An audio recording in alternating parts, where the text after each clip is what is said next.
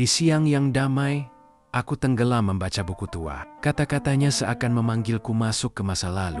Dinding di belakangku retak, cahaya kemasan menembus celah. Udara bergetar, aku tersedot tanpa bisa menahan. Ruangan memudar, dan aku melintasi waktu ke masa yang jauh. Aku sadar kalau aku sedang berada di tempat yang tidak pernah aku kunjungi sebelumnya. Ketika cahaya hilang, aku berdiri di tengah orang-orang yang sedang membangun kapal besar. Dan aku sadar, aku berada di zaman Nabi Nuh. Aku mulai berjalan mengamati sekitar, bertanya pada kayu-kayu dan orang-orang di sana.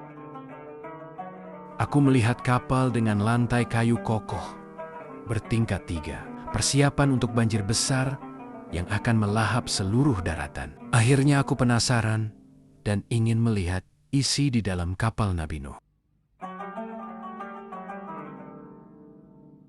Aku melihat pintu depan kokoh yang dibangun sedemikian rupa. Aku terkagum melihat isi dalam kapal Nabi Nuh yang terdapat 3 lantai tingkat pertama bawah digunakan untuk menampung hewan-hewan liar, binatang melata, dan hewan besar lainnya. Tingkat kedua tengah digunakan sebagai tempat tinggal Nabi Nuh, keluarga, dan para pengikutnya yang beriman. Tingkat 3 atas digunakan untuk menampung burung-burung serta persediaan makanan dan logistik selama pelayaran. Ketika sedang asik melihat bagian dalam kapal Nabi Nuh, aku mendengar suara gemuruh angin dan badai. Dan di luar Nabi Nuh sedang menuntun para umatnya untuk memasuki kapal, termasuk para keluarga dan hewan-hewan. Tetapi ada beberapa juga dari kaum Nabi Nuh yang tidak mau percaya dengan Nabi Nuh. Mereka memilih naik gunung yang tinggi daripada harus naik kapal bersama Nabi Nuh dan kaum lain.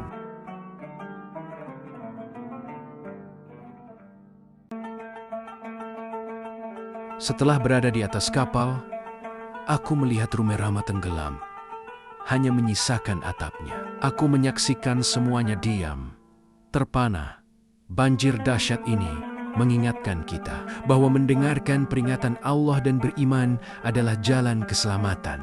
Kepatuhan menyelamatkan, kesombongan membawa kehancuran. Semoga kisah ini menjadi pengingat untuk selalu taat dan sabar.